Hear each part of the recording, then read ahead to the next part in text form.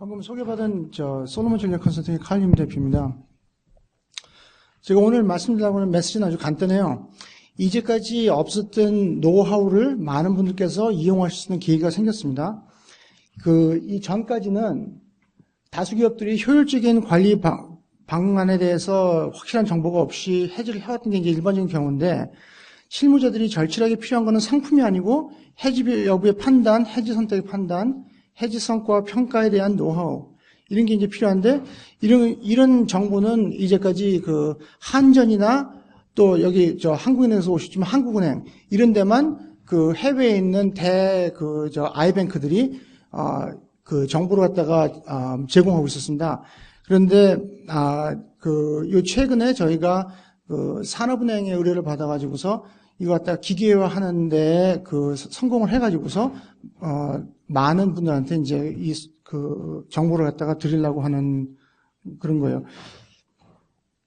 그래서 저는 원래 어떤 사람이었냐면은 골드만삭스에서 있으면서 2000년에 한전에서 달러 포트폴리오를 갖다가 달러로 이제 차입한 걸 갖다가 그러면 어떻게 이제 다른 환으로 이제 바꿀까?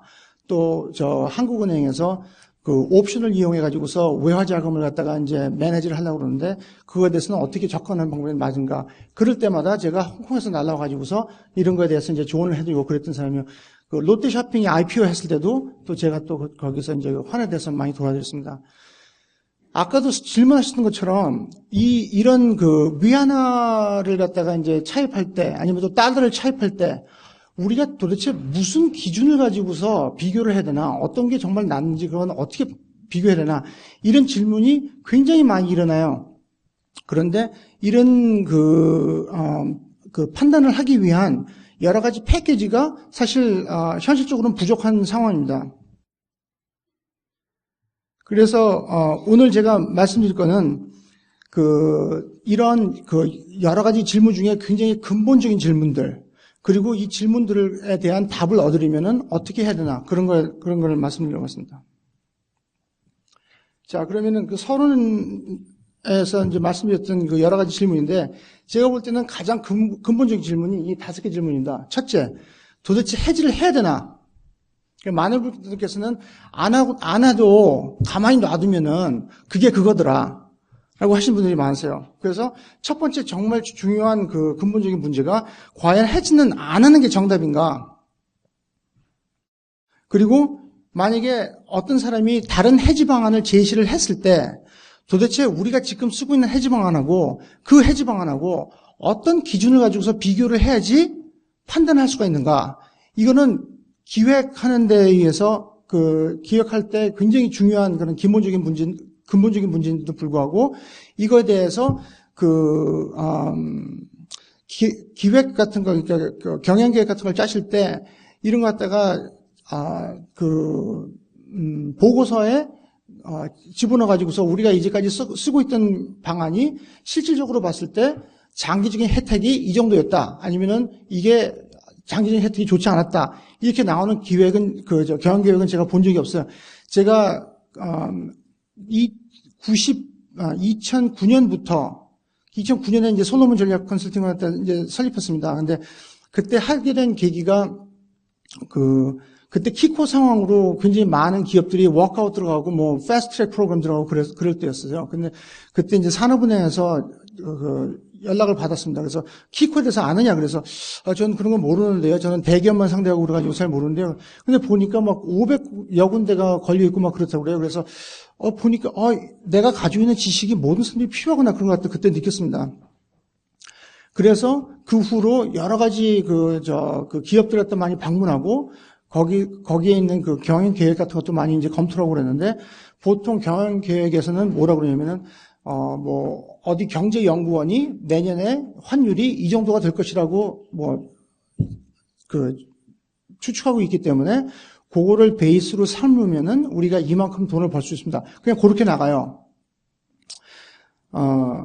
그래서 그리고 이제 거기서 이제 있는 문제가 뭐냐면은, 첫째, 수출업체 실무자의 고민이 해지를 거래했다가 문책당하지 않을까. 그게 가장 커다란 실무진의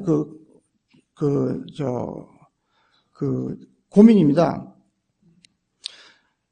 그래서 그러면은 만약에 아무것도 안 한다 그러면은 아무것도 안 했을 때 그리고 그거 갖다가 과거의 데이터를 다 이용해 가지고서 봤을 때 지난 17년 동안 그러니까 95년부터 IMF 전부터 다 통틀어 봤을 때 실질적으로 각 회사한테 도움이 됐나? 그리고 이런 질문을 하려고 그러면은 그냥 회사의 정보를 무시하고서 질문하면 답이 안 나오고 회사의 상황도 반영을 해야지만 그 회사한테 정말 좋았는지 나빴는지가 반영이 됩니다. 많은 분들께서는 그냥 회사에 대한 정보는 무시하고서 무조건 위안화로 빌리는 게 더 나아요? 아니면 달러로 빌리는 게 더 나아요? 그런데 제 경험에 의하면은 그걸 갖다가 회사에 사정하고 반영을 해야지만 이게 진짜 위안화가 난지 아니면 달러가 난지 그런 것도 다 판단할 수 있습니다. 세 번째 문제는 만약에 그러면 환해지라는 게 맞다고 이제 결론을 지으시면은 그러면은 어떻게 해야지라는 게 그 다음에 질문입니다. 근데 이제 많은 은행들은 상품을 많이 팔지 이걸 갖다가 어떻게 하면은 객관적으로 봤을 때 어떤 게 좋고 어떤 게 나쁜지를 갖다가 판단해 주는지 그거의 기준이 무엇인지 이거에 대해서는 사실상 그 마케팅 차원에서 언급이 안 되고 있어요. 그리고 많은 상품들이 계약서 같은 거에서 이제 아니면 텀시트나 이렇게 PT 같은 자료를 갖다 봤을 때 그 자료만 보고서 상품 A하고 B가 이제 PT 자료가 두 개가 왔다고 그래봐요. 그러면 그 두 개를 갖다가 비교하는데도 굉장히 힘들어요. 그거 두 개를 비교를 하려고 그러면은 상당한 전문적인 지식이 없이는 그 PT만 보고서 비교를 하는 게 굉장히 힘듭니다. 심지어는 어떤 분들께서는 모든 상품이 나쁘기 때문에 상품에 대한 말조차 꺼냈다가는 큰일 난다고 말씀하세요. 그래서 첫 번째가 모든 상품은 무조건 나쁜가? 그리고 이런 상품을 갖다가 이름이나 편견이나 이런 거에만 치우치지 않고 실질적으로 이 상품들이 우리 회사한테 어떤 도움을 줄 수 있느냐를 갖다가 물어봤을 때 그러면 이거 갖다가 우리 회사한테 알맞는 거는 어떻게 찾아야 되나? 또 여러 가지 제한이 있을 때, 은행 5군데에서 10개 상품이 오고, 다른 데서 오고, 그랬을 때, 이것도 또 어떻게, 판단을 해야 되나? 그냥 은행 말만 들을 수밖에 없나? 그런 질문이 세 번째 질문입니다. 그 다음에 네 번째 질문은, 해지 방안을 이제 실천하고 있을 때, 그 해지 방안이 성과가 얼마나 좋은지는 꼭 알고 해야 됩니다. 그냥 무조건 그냥 하면서, 이게 도대체 회사한테 정말 실질적으로 도움이 되는지 안 되는지도 모르면서 그냥 하는 거는 그리고 이제 대다수 기업들이 이렇게 돌아가고 있어요. 근데 이것도 이제 검토를 해봐야 돼요. 그리고 제가 그동안에 이제 아시아에 있는 많은 대기업들 그리고 그 전에 이제 뉴욕에서도 근무했고 그러면서 대기업들이 어떻게 이런 걸 갖다가 관리를 하나 봤기 때문에 그 글로벌 스탠다드가 뭔지를 갖다가 알고서 시작하는 게 가장 좋은 방법입니다. 이거에 대해서는. 또 여기서 이제 나오는 게 그러면 해지 손실에 대한 책임은 누가 져야 되나 도대체? 그래서 많은 기업들이 제가 경험에 통하면은 구매팀, 영업팀하고 재무팀이 따로따로 돌아갑니다. 그래서 연초에 계획을 갖다가 세우면은 구매팀에서도 목표가 있고 영업팀에서도 목표가 있고 재무팀에서도 목표가 있고 그리고 그 다음에는 구매팀에서 재고를 갖다가 더 늘리고 싶으면은 그냥 사고 그다음에 통보를 해줘요. 그냥 재무팀한테 우리 이만큼 샀다. 그런데 문제는 뭐냐면은 이거 갖다가 통합적으로 보기 시작하면은 그냥 무조건 재고를 갖다가 늘린 다음에 통보를 해주는 게 바람직하지 않은 게 보입니다. 그래서 그것도 제가 설명을 드리려고 그러고 그렇습니다. 그래서 오늘 제가 해야 되는 게 이런 근본적인 이슈를 갖다가 애널라이즈를 하고 그 다음에 해결책을 드리고 그 다음에 이거 갖다가 여러분께서 쉽게 보시려고 그러시면은 어떤 방법이 있나도 제가 말씀드리겠습니다. 4페이지 보시면은요, 환관리의 역사라는 게 사실은 이제까지는 어떤 환관리에 대한 그런 세미나를 가신지 모르겠지만, 교과서에 있는 환관리하고 정말 실전에서 고민하면서 하는 환관리하고는 차이가 굉장히 많습니다. 제가 하는 환관리는 그렇게 복잡한 것도 아니고, 굉장히 지식적인 것도 아니고, 그냥 경험이에요. 제가 동경에서 근무하고 있을 때 수미토모 수미토모 회사에서 구리 그러니까 LMECU 갖다가 거래했던 사람인데 그 사람은 10년 동안 한 번도 결근한 적이 없었어요. 그래가지고서 굉장히 유능하고 아주 그냥 회사에 굉장히 데디케이트 된 그런 사원이라고 이제 사람들이 막 칭찬을 했는데 알고 보니까 이 사람이 돈을 잃은 게 엄청나게 있었는데 하루도 결근을 하면은 다른 사람이 일을 보다가 그걸 갖다가 발견할까봐 무서워가지고서 10여 년 동안 한 번도 결근을 못한 거였어요. 그 이후로 많은 인베스트먼트 뱅크에서 무조건 2주일 동안 무조건 휴가를 가라는 법이 생겼습니다. 이것도 리스크 관리 하나예요. 그러니까 제가 하는 리스크 관리는 뭐냐면은 여러 명이 지뢰밭을 갖다 걷고 있다가 한 명이 터져요. 그럼 저긴 가지 말자. 그리고 또 걷다가 또 한 명이 터져요. 그럼 저쪽도 가지 말자. 그러면서 가는 게 제가 볼 때는 리스크 관리의 현실입니다. 그래서 아마존.com에 들어가시면은 프랙티스 리스크 매니지먼트라고 있는데 이게 골드만삭스에서 UBS하고 그때는 이제 SBC였죠. 같이 이제 출판을 한 거예요. 제가 맨 처음에 한국에 왔을 때 95년에 LG 회장실에 가가지고서 이거 갖다가 한 30권인가 40권을 돌렸어요. 그러니까 골드만에서 출판한 거니까 저한테는 이제 공짜로 받아가지고 다 돌렸습니다. 그리고 거기에 계열사에 계신 CFO들을 다 모시고서 골드만삭스 본사까지 갔었어요. 딱 85 브로드 그쪽 딱 가니까 한국 깃발이 크게 그냥 휘날리고 있고 막 그냥 굉장히 기분 좋았습니다. 그런데 그 후에 다시 돌아와가지고서 관리를 어떻게 하셨습니까? 그랬더니 아무것도 안 하시고 계신다는 거예요. 아니, 돈 다 들이셔가지고서 다른 회사도 탐사하시고 시스템도 갖추시고 그러신데 왜 관리를 안 하십니까? 그랬더니 실무자가 기계를 돌리긴 돌려요. 그래가지고서 경영진한테 가가지고서 오늘의 리스크는 7입니다. 그래요. 그러면은 경영님께서 7? 그게 7이 높은 거야, 낮은 거야? 그러면 그거는 실무자는 모르고 경영님께서 판단하셔야 됩니다. 이러면은 실무자가 됐어 이러고서 그다음부터는 기계를 안 돌려요.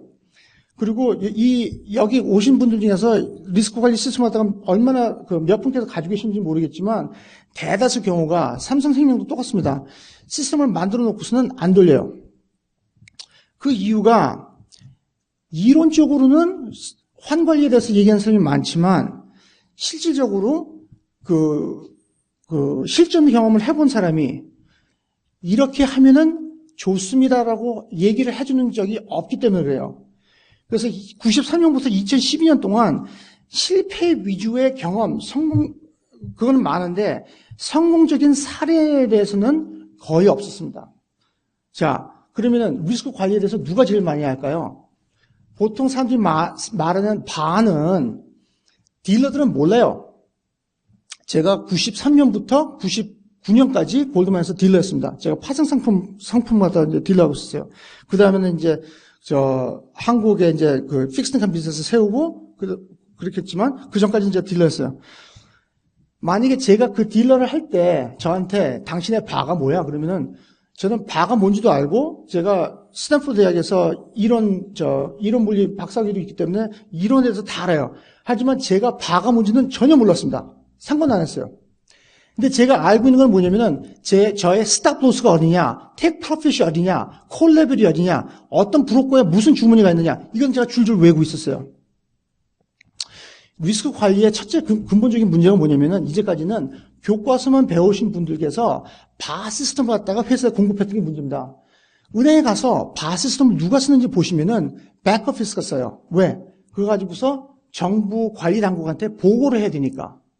그런데 프론트 오피스에서 쓰는 시스템은 전혀 다릅니다. 그리고 프론트 오피스에서 쓰는 시스템은 관리를 하는 시스템이고 백오피스에서 쓰는 시스템은 보고를 하는 시스템이에요. 보고하고 관리하는 게 전혀 다른데도 불구하고 많은 분들께서는 보고하는 게 바로 관리하는 거라고 생각하세요. 제가 요즘 제 체중을 빼려고 그래요. 근데 매일매일 체중기 위에 올라가지고서 오늘 내 체중이 이거구나 알아봤자 그거는 저한테 제 체중을 보고하는 것뿐이지 이 체중을 어떻게 빼세요라고는 체중기가 절대로 말 안 해줍니다. 그게 보고하는 리포트예요.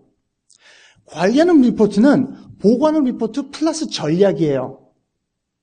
그래서 모든 일을 하실 때 전략이 정말 중요한 거고 보고는 그렇게 중요하진 않습니다. 시간상 좀 건너뛸게요. 여기는 이제 제가 그동안에 이제 일했던 그런 데고.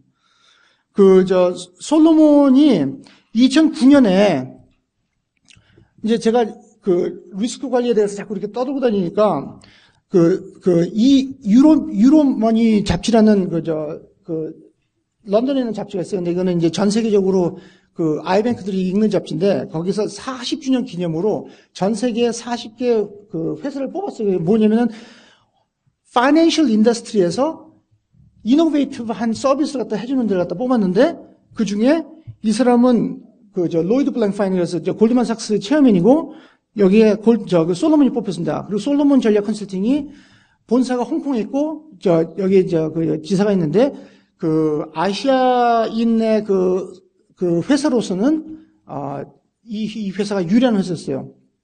그만큼 그중에서 봤을 때도 이런 지식이 많이 좀 부족하고 기업들이 이런 것들 많이 알려야 된다 그런 것들을 이제 인식한 것 같습니다. 자, 그러면은 첫째, 저희가 이제 말씀드릴 게 뭐냐면은 모든 지식을 갖다가 그냥 클릭만 하면은 답이 나오는 시스템을 만들었어요, 저희가. 그래서 이 리포트들을 갖다가 하나하나 어떻게 쓰는지를 갖다가 저희가 설명을 드릴 거예요. 그리고 이거는 이제 아주 러프하게는 누구든지 들어가서 공짜로 볼 수가 있습니다. 네? 그래서 이 리포트를 갖다 하나하나씩 보여드리고, 그 다음에 이거는 지금 당장이라도 스마트폰으로 들어가시면은 할 수가 있는 리포트들이에요.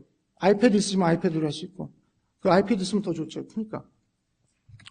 자, 환해지 여부 판단. 이거는 이제 질문들이 뭐냐면은 여기에 있는 게 도대체 환해지를 해야 되는가? 우리 회사가 환해지를 해야 되느냐? 그 다음에 여러 가지 환해지 방안 중에 어떤 거가 우리한테 정말 좋은지를 갖다 어떻게 선택하느냐? 이거예요. 이거는 장기 혜택 대비 자금 리스크를 갖다가 보시면은 13페이지입니다. 이 차트를 보시면은 판단이 됩니다. 이 차트가 왜 중요한지를 갖다가 제가 설명을 드릴게요. 지난번에 청주에 어떤 회사가 있는데 그 회사에 계신 CFO께서 오셨어요. 오셔가지고서 1150원 올라갔을 때 나 정말 뭐 하고 싶었다. 그런데 위에 계신 경영진께서 내 말을 들으려고 하지 않으시더라. 그런데 1050원으로 내려오니까 자꾸 이제 얘기가 나오는데 우리 뭔가를 해야 되겠지 않느냐라고 이제 얘기가 나오신다. 그러면은 위에서 하고 싶은데 못하고 내려갈 때만 하라고 그러고 근데 벌써 내려간 다음에 기준이 지금 1100인데 벌써 내려간 다음에 하라고 그러면 이건 어떻게 할 수가 있느냐. 그래서 제가 아니 왜 1150원일 때 못하게 하세요? 그랬더니 만약에 1150원일 때 뭘 했다가 다시 IMF 같은 게 서져가지고서 환이 2000으로 올라가 버리면은 사람들이 왜 이렇게 벌 수 있는 돈을 갖다가 괜히 해지를 해가지고서 가만히 놔뒀으면 다 돈 버는 건데 괜히 손을 대가지고서 회사가 벌 수 있는 그 기회를 갖다가 놓치게 했느냐 이런 문책을 당하는 거예요. 그래서 제가 그러면 이거 갖다가 제가 이제까지 가지고 있는 경험을 가지고서 한번 검토를 해보겠습니다. 해서 검토를 했어요. 그래서 결론이 뭐냐? 세로축에는 지난 17년 동안 95년부터 2012년 동안에 어떤 전략을 썼을 때, 어떤 해지 방안을 썼을 때, 이게 예를 들어서 한 달에 한 번씩 해지를 하든지, 아니면은 분기별로 하든지, 아니면은 옵션을 쓰든지, 그게 지난 17년 동안 썼다 그러면은 회사한테 실질적으로 어떤 도움을 줬을까라는 게 장기 혜택으로서 세로축에 있습니다. 그리고 가로축은 자금 리스크. 그래서 이거는 단기적인 코스트 베네핏입니다. 그래서 다시 말씀드리면은 세로축은 장기적인 코스트 베네핏이고 가로축은 단기적인 코스트 베네핏입니다. 자, 요게 뭐냐면은 해지하지 마요. 하면은 문책받기 때문에 하지 마요, 이게. 자, 이걸 보시면은 지난 17년 동안 이게 도대체 실질적으로 회사한테 도움이 됐느냐 안 됐느냐를 갖다 봤을 때 도움이 안 됐습니다. 그냥 똔똔이에요. 그리고 이게 많은 분들께서 말씀하시는 게 해지를 안 해도 계속 기다리다 보면은 그냥 원상으로 돌아오는 것 같더라는 하는 게 이게 증명이 된 겁니다, 이게. 예? 자, 회사마다 상황이 다르죠. 하지만 이게 대다수입니다. 그러면은 이게 왜 이렇게 되느냐? 요 차트를 보시면은 이거는, 요 리포트도 클릭만 하시면 리포트가 나옵니다. IMF 때는 엄청나게 벌었어요. 해지를 안 했을 때. 이게 빨간 게 아무것도 안 했을 때입니다. IMF 때는 많이 벌어요. 그런데 그 다음에 찔끔찔끔찔끔씩 다 잃어요. 그걸 갖다가. 그래서 이거 갖다가 장기 혜택을 보면은 빵인 거예요. 그러면은 만약에 요 해에 해지를 안 해가지고 돈을 많이 벌었다고 쳐봅시다. 그게 진짜 실질적으로 회사가 돈을 번 거냐? 아니에요. 왜? 다른 해에 잃을 거에 대비해가지고서 돈을 갖다가 쌓아놓아야 됩니다. 이거는. 여기서 벌었다 그래가지고서 이거 갖다가 쓸 게 아니에요. 무슨 말인지 알겠습니까? 그래서 다시 그 통상적으로 나오는 대화를 제가 말씀드릴게요. 저 해지하고 싶습니다. 그러면 하지 마. 왜요? 만약에 2천 가면은 우리가 벌 수 있는 돈을 갖다 잃어. 오케이, 안 하겠습니다. 이게 이제 그 대화예요. 그런데 이거 갖다 이 차트를 반영해서 보면은 하지 마. 왜? 2천 올라가면 우리가 돈을 벌 수 있어. 그러면은 대답이 뭐가 돼야 되냐면은 아닙니다. 그 돈은 우리가 쓸 수 있는 돈이 아니기 때문에 번 돈도 아닙니다요. 왜 쓸 수가 없어? 내년 향후에 환 때문에 잃을 거에 대비해 가지고서 이거 갖다가 리저브로 쌓아놔야 되는 돈입니다예요. 답이. 자, 그러면은 여러 가지 전략을 갖다가 비교를 해봤을 때 여러 가지 전략들이 거의 비슷비슷합니다. 그리고 이게 또 맞는 말인 이유가 제가 만약에 여러분 앞에서 제가 여러분 돈을 많이 벌어드리겠습니다 이러면은 그게 사실 맞는 말이 아니에요. 해지라는 게 힘들고 확실하게 뭘 하는 뚜렷하게 하는 그런 게 없어요. 아까도 말씀드렸지만 그냥 이 표지에 있는 것처럼 험한 길을 가셔야 되는데 이게 에베레스트 산입니다. 험한 길을 가셔야 되는데 이거 갖다가 어떻게 하면은 현명하게 조심해서 가느냐 이런 질문이지 이거 갖다가 확실하게 내가 뭐 답을 주는 사람을 갖다가 찾겠다 이러시면은 그거는 답이 없는 질문을 갖다가 하시는 거기 때문에 그거는 비용 낭비고 시간 낭비입니다. 이 리포트도 클릭만 하시면은 나옵니다. 이거 나중에 더 설명을 드릴게요. 그러면은 해봤자 장기적인 베네핏은 거의 없습니다. 다 비슷비슷합니다. 그러면은 단기적인 리스크가 가장 적은 거를 선택하십시오라는 게 맞는 답입니다. 그래서 이게 실질적으로 회사에 끼치는 영향입니다. 장기적으로 보면은 별로 벌어주지도 않지만 단기적으로 보면은 해지를 안 했기 때문에 어떨 때는 굉장히 많이 잃을 때가 있습니다. 그렇게 되면은 자금에 미치는 영향이 크고 자금에 미치는 영향이 크면은 단기적으로 굉장한 위험에 도달할 수 있어요, 기업이. 그래서 기왕 해도 안 해도 차이가 없으면은 단기적인 리스크를 주십시오. 자, 이 차트를 보시면은 여러 가지 제한이 있어도 이런 시스템에다 집어넣을 수가 있고 그러면은 그 시스템이 지금 생각하고 계신 방안이 어떤 상대적인 관계를 가지고 있는지에 대해서 한눈으로 보여드립니다. 그래서 아까 이게 위안화가 맞습니까? 달러가 맞습니까? 그런 것도 여기다 집어넣으시면은 나옵니다. 그래서 말씀드릴 거는 수출업체는 노해지 상태에서 예상치를 바탕으로 한 해지를 주저하고 있지만 현실은 예상치와 다르고 17년간의 데이터는 해지 거래를 했다가 환율이 오르지 않을까라는 걱정보다는 계속 노해지 상태를 유지하다 큰 자금난에 빠지지 않을까를 걱정하는 것이 현실적임을 말해줍니다. 자, 그러면은 뭔가 단기적인 자금에 올 수 있는 쇼크를 갖다가 그러면 줄이자라고 했을 때 여러 가지 방법이 있을 수가 있어요. 근데 이제 어떤 기업들은 은행을 신뢰하지 못하기 때문에 무조건 은행에서 말하는 거는 안 하겠다. 그러다 보니까 아무것도 안 해요. 또 어떤 데서는 옵션에 5자만 나와도 회의를 하다가 쫓겨나기 때문에 그것도 못하고 뭐 이런 게 있습니다. 근데 제가 볼 때는 그거는 다 좀 어떻게 보면 맞지 않는 생각인 게 실질적으로 회사한테 도움이 뭐가 되는지 그거 갖다가 해야지 이름이냐 뭐 누가 제안을 했느냐 이런 그런 요소를 가지고서 이게 좋다 나쁘다를 판단하는 거는 좀 그래요. 근데 그럴 수밖에 없는 게 이제까지는 이런 걸 갖다가 한눈에 파악할 수 있는 그런 도구들이 없었어요. 제가 오늘 아주 재미있는 얘기를 한번 말씀드리겠습니다. 10월, 11월 2개월에 걸쳐가지고 인도네시아에 있는 선박 회사가 거기가 이제 부도가 난 데가 있는데 거기를 워크아웃 하기 위해서 그 보렐리 워시라고 워크아웃 하는 회사가 이제 거기 들어가가지고서 장부를 보니까 커다란 그 해외 은행들하고 수합이 3개가 있는 거예요. 그리고 총 액수가 1,000억이 넘었어요. 그 기업이 잃었어요. 그 이유 때문에 부도가 났는지는 저는 모르겠습니다. 근데 그래서 그쪽에서 이제 인도네시아 그 회사는 인도네시아에 있고 그 은행들은 보렐리 워시는 싱가포르하고 홍콩에 있습니다. 샹하이에 있고. 근데 이제 거기서 이거 갖다가 그냥 부도가 났는데 1,000억을 갖다 그냥 내줬다가는 이제 문제가 됐을 것 같으니까 그러면은 제3자의 밸류에이션을 받겠다. 그래가지고서 알아봤는데 해외에 없어요. 그래가지고서 수소문 한 결과 그게 이제 시티뱅크 홍콩에 갔고 시티뱅크 홍콩에서 저를 추천해가지고서 제가 그 작업을 했습니다.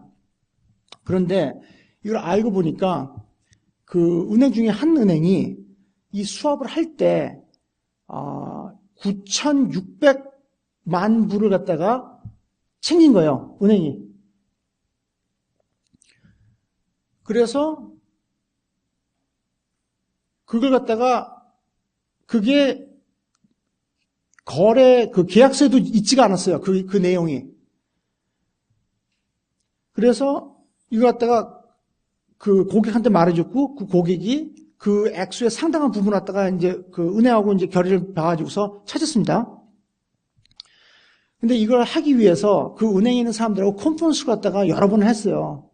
그 사람들하고도 제가 좀 알게 됐고, 그래서 제가 보면은 이 사람들이 저보다 훨씬 더 나쁜 사람들도 아니고 저보다 훨씬 더 좋은 사람들도 아니에요. 그냥 보통 사람들이에요. 그런데 이 사람들이 이런 계약을 할 때 만약에 누가 왜 이렇게 많이 차지를 했어? 왜 이렇게 많이 챙겼어? 이러면은 그때 분명히 이거 잘못된 거라고 말을 했을 거예요. 그런데 왜 이런 사람들이 그렇게 차지를 많이 했느냐? 아무도 물어보는 사람이 없었어요. 그래서 맨 처음에는 조금 차지하다가 보니까 아무도 모르거든요. 그리고 은행에서는 잘했다고 그러거든요. 그러니까 조금 더 차지하고 조금 더 차지하고 하다 보니까 이렇게 되는 거예요.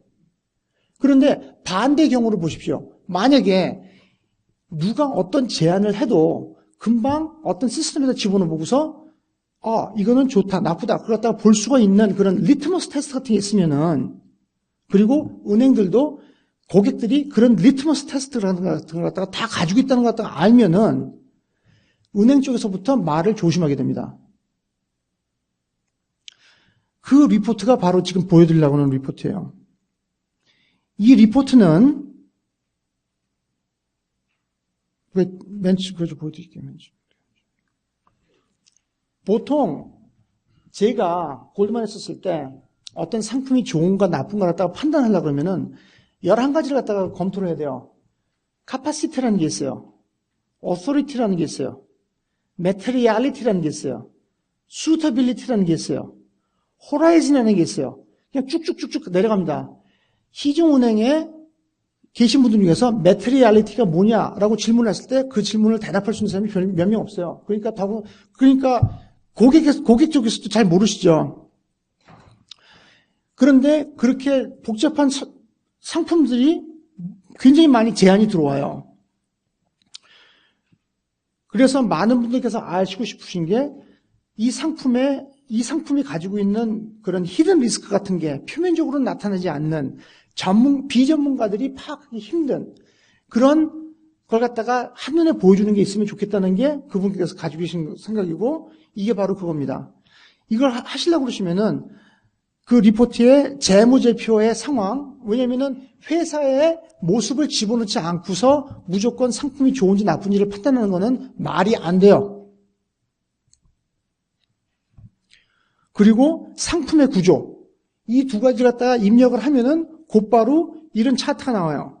그래서 다시 돌아가서 이걸 먼저 보여드리겠습니다. 이게 이제는 뭐냐면은 기회비용 대비 회사의 리스크입니다. 기회비용은 현실적인 리스크. 괜히 손댔다가 많이 깨지면은 내가 문책받는다는 리스크고, 그 다음에 회사의 리스크는 회사가 가지고 있는 경제적인 리스크입니다. 가장 좋은 걸 하려고 그러면은 이 두 가지가 미니마이즈가 되는 게 가장 좋아요. 그런데 많은 분들께서 생각하시기에는 이런 거에 대해서 윈윈이 없다고 생각하시는 게, 만약에 총대를 짊어지고서 연초에 100% 하자 그러면은 기회비용이 굉장히 큽니다. 이거는 50%만 했을 때 이렇게 하는 거고 굉장히 커져요. 100% 하면은. 그리고 이 차트도 클릭만 하면은 곧바로 나옵니다. 아무것도 안 하면은 기회비용은 빵이니까 개인적인 리스크는 없지만 회사가 짊어져야 되는 리스크가 또 굉장히 큽니다. 그리고 윈윈이 없다는 게 이게 이렇게 직선으로 이렇게 되기 때문에 도저히 리스크도 적어지고 기회비용도 적어지는 거는 없다고 생각하시는 게 통상적인 생각입니다. 그런데 이 리포트는 어떤 상품을 집어넣어도 금방 그 상품이 다른 상품들하고 상대적인 관계가 어떤지를 갖다가 눈으로 직접 보여줘요. 그러면은 이걸 어떻게 이용하냐면은 계속 그냥 제안이 들어오는 대로 그냥 집어넣어 보는 거예요. 그냥 계속. 그리고 은행에서 이거 좋은 상품이다라고 했는데 만약에 이런 게 나오면은 이거는 리스크도 커지고 기회비용도 커지는 거예요. 이런 상품을 갖다가 만약에 제안을 받으시면 이 중에 하나가 타겟 리덤션 포드입니다. 그래서 이런 거 갖다가 제안을 받으시면은 이거 집어넣어 보시고서 이 리포트가 틀렸든지 맞았든지 그거는 상관이 없어요. 그냥 당신이 말한 거하고 이 리포트가 말하는 거하고 정반대인데 이거에 대해서 설명 좀 해주라 하면은 은행에서는 충분히 고객이 요구하는 질문에 대해서 대답을, 그러니까 상품을 판매하기 전에 대답을 해줘야 되는 의무가 있어요.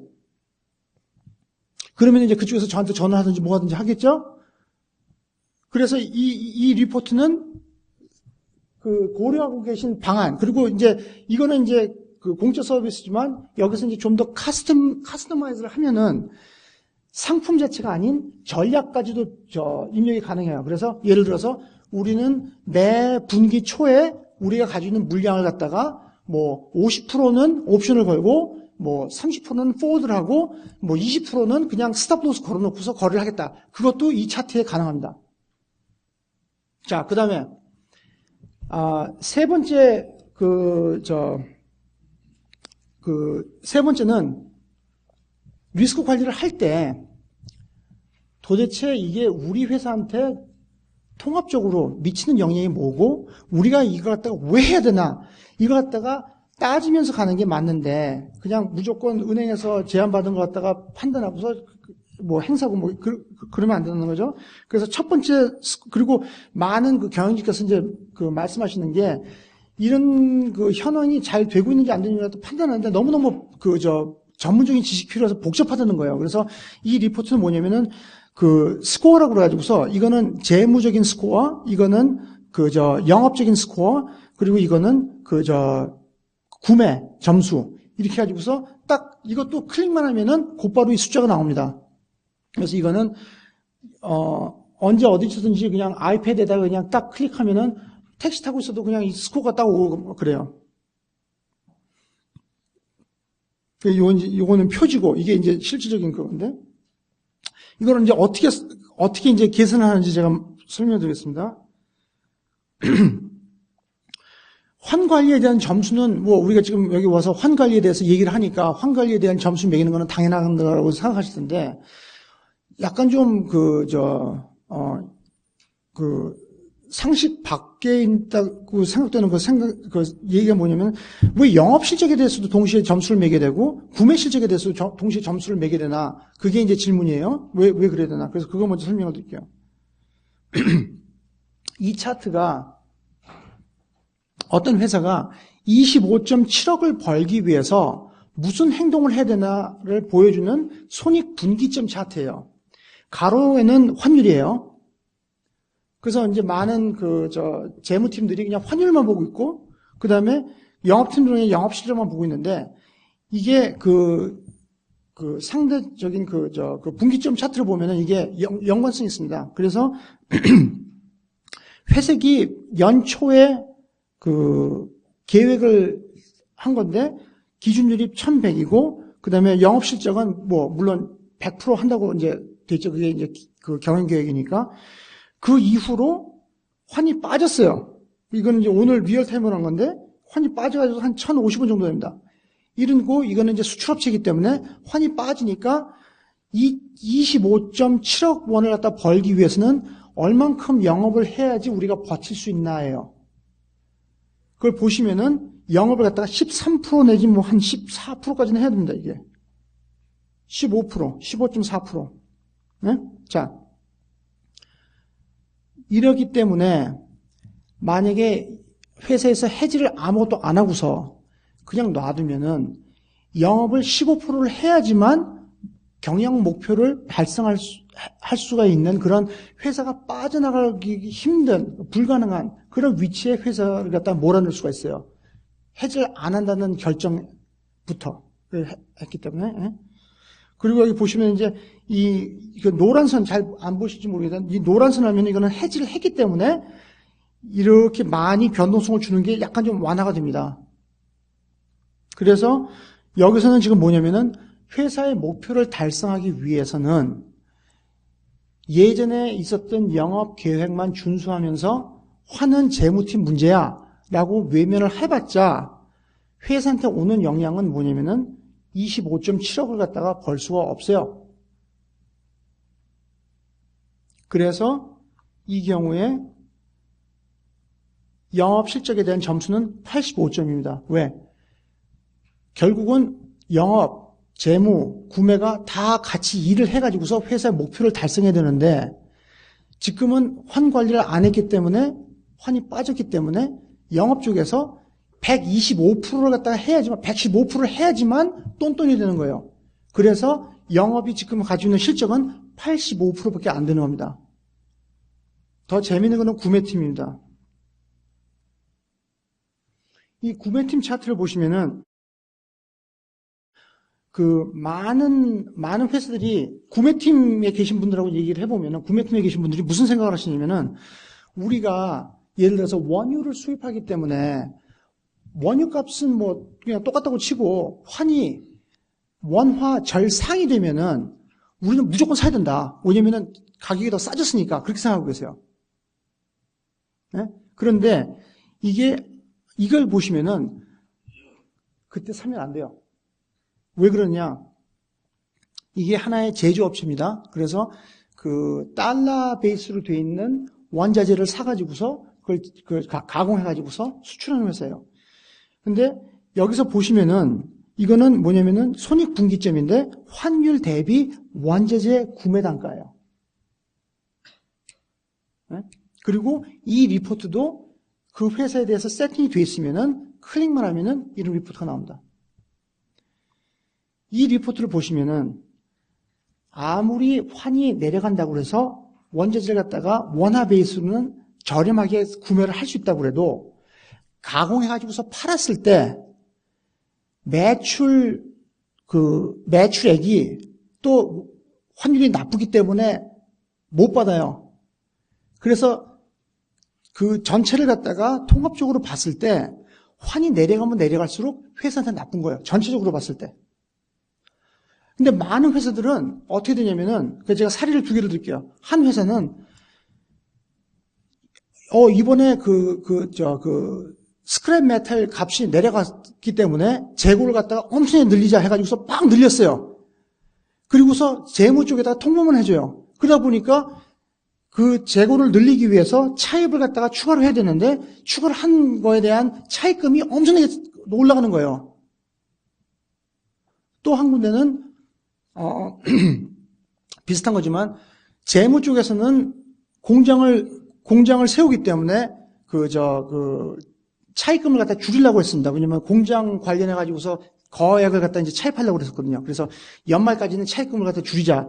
이런데 또 구매 쪽에서 원화가 절상하다 보니까 계속 그냥 또 원재를 갖다 산 거예요.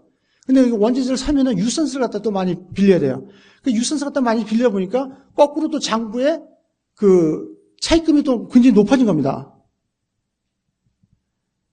그래서 통합적이지 않은 상태에서 각각의 팀이 다른 자기가 행동하는 게 통합적으로 회사에 미치는 영향이 뭔지 모르고서 행동을 할 때 이런 상황이 벌어질 수가 있습니다. 그 여기서는 뭐냐?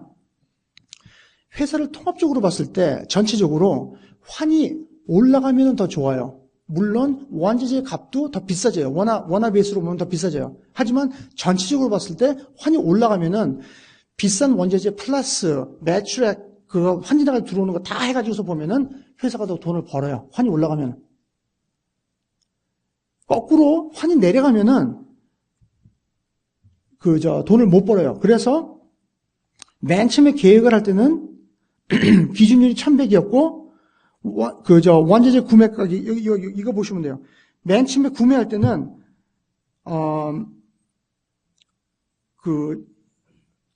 구매팀이 1,400불에 구매를 갖다 하는 게 목적이었어요. 그리고서 계속 그 목적만 생각하면서 그냥 계속 구매를 하는 거예요.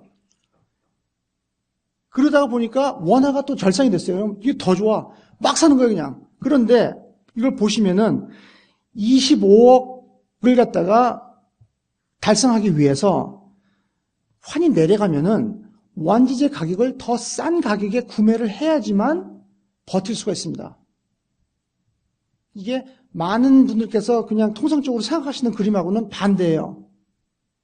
물론 어떤 회사들은 그냥 상식적으로 생각하는 그림하고 똑같은 회사가 있을 수가 있겠죠? 하지만 제 경험에 의하면은 제조업체, 그러니까 원재재를 해외에서 구매해가지고서 수출하는 그런 업체들이 다 이런 형태예요, 이런 형태. 자, 그러면은 가장 맨 마지막에 질문을 갖다 이제 드리겠습니다. 도대체 환 관리에 대한 책임은 누가 져야 되나? 이 이해는 골드만삭스 다시 오겠습니다. 이 책임을 누가 져야 되나? 그 갖다가 이제 답을 하려고 그러면은 이거는 그냥 누구한테 직책을 주고서 그 사람이 책임지고 그런 게 아니고 회사의 경영 목표를 원만하게 준수하려고 그러면은 회사가 어떤 형태로 그걸 접근해야 되나? 여기서 답이 나와야 돼요.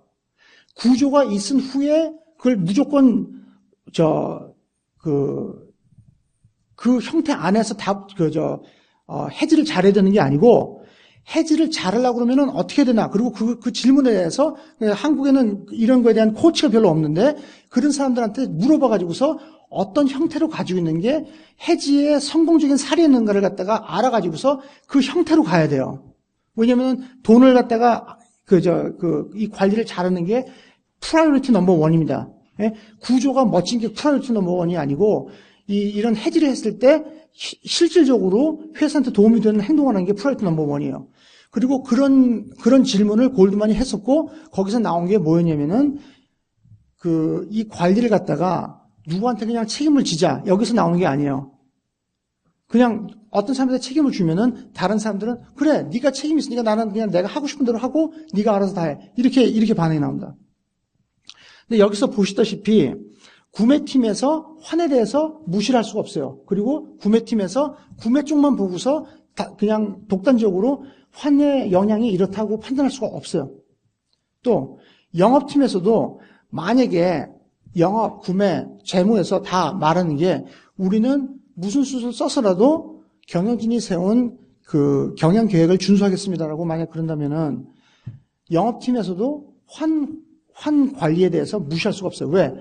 만약에 그 사람들이 환 관리를 갖다가 안 해도 좋다고 동의를 하면은 나중에 이런 차트에서 그래, 그러면은 우리가 영업을 갖다가 15%를 더 해야만 돈을 벌 수가 있어. 이렇게 나와요. 근데 만약에 영업팀에서 그거야 환이니까 우리 책임이 아니지. 만약에 그렇게 나온다 그러면은 그거는 계획이 아니고 막연한 기대예요.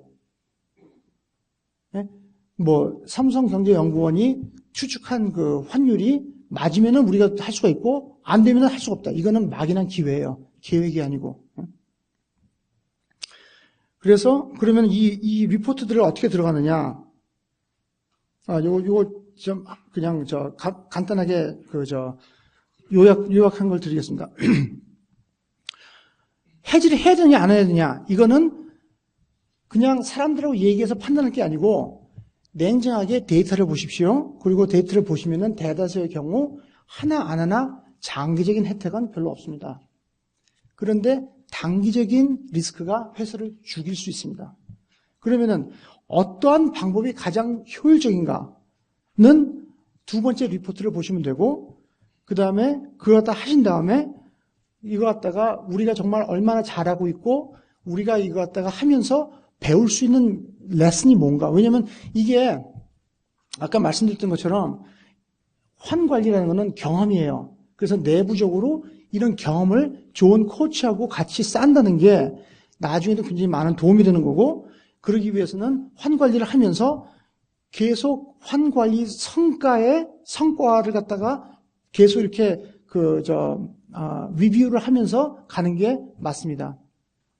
요 뒤에 34페이지부터 보시면은 인터넷에 어떻게 들어가서 이거 갖다가 무료로 볼 수 있는지 이게 상세히 설명이 되어 있습니다. 이상입니다. 자, 그럼 질문 받겠습니다.